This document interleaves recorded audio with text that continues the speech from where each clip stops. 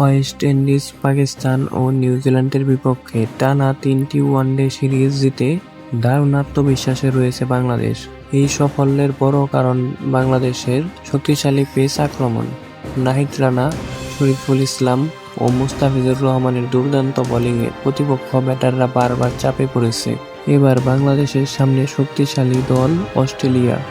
যদিও Pat Cummins ও Jos হ্যাজলউডের মতো তারকা পেসারদের ছাড়াই সিরিজ খেলতে এসেছে অস্ট্রেলিয়া, তবুও নিজেদের বোলিং আক্রমণ নিয়ে আত্মবিশ্বাসী দলটি।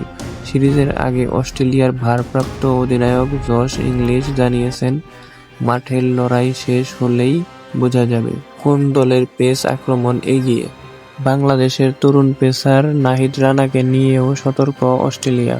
ইংলিশের মতে, নাহিদের গতি ও উচ্চতা তাকে ভয়ঙ্কর এক বোলারে পরিণত করেছে। তাকে সামলানো অস্ট্রেলিয়ার জন্য সহজ হবে না। একই সঙ্গে স্পিনার রিশাদ হোসেনকেও বড় হুমকি হিসেবে দেখছে অস্ট্রেলিয়া। তাহলে কি এবার পেস যুদ্ধে অস্ট্রেলিয়াকে ছাড়িয়ে যাবে বাংলাদেশ? উত্তর মিলবে মাঠের লড়াইয়ে।